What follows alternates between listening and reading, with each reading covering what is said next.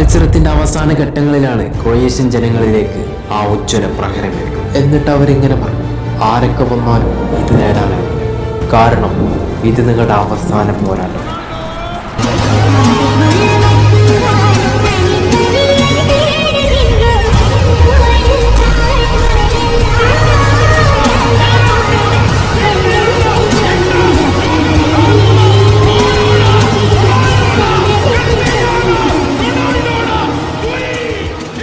Hi, Croatia versus Portugal മത്സരം അതിഗംഭീരമായിട്ടാണ് അവസാനിച്ചത്.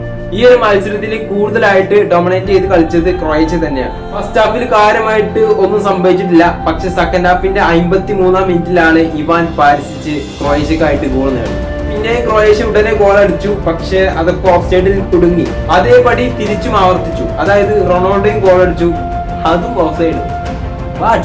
അതൊരു ചെറിയ ഇതിലാണ് ഓഫ് സൈഡ് ആയിട്ടുള്ളത്. അങ്ങനെ മത്സരത്തിന്റെ 68-ാം മിനിറ്റിലാണ് പോർച്ചുഗലിന് അനുകൂലമായിട്ടുള്ള പെനാൽറ്റി വിധിക്കുന്നത്. ആ പെനാൽറ്റി എടുക്കാൻ വന്നത് ക്രിസ്ത്യാനോ റൊണാൾഡോ. ആ പെനാൽറ്റി കൃത്യമായിട്ട് അണ്ണന് വലയിലെത്തിച്ചു. പിന്നീടും കളിയുടെ ഗതി ആകെ മാറി പറഞ്ഞു. ഇരു ടീമും നന്നായിട്ട് ആക്രമിച്ചു. അങ്ങനെ മത്സരത്തിന്റെ 94-ാം മിനിറ്റിലാണ് വീണ്ടും ഗോൺസാലോ റാമോസിലൂടെ പോർച്ചുഗൽ ഒരു ഗോൾ അടിച്ചു. പക്ഷെ ആ ഒരു ഗോളുകൾ കൂടി പോർച്ചുഗൽ ഈ വിജയം ഉറപ്പിച്ചു പോയി. പക്ഷെ ടിസ്റ്റ് സംഭവിക്കുന്ന അവിടെയല്ല. മത്സരത്തിന്റെ അവസാന മിനിറ്റില് ക്രൊയേഷ്യ വീണ്ടും ഒരു ഗോൾ അടിച്ചു, പക്ഷെ അതും ഓഫ് സൈഡ്.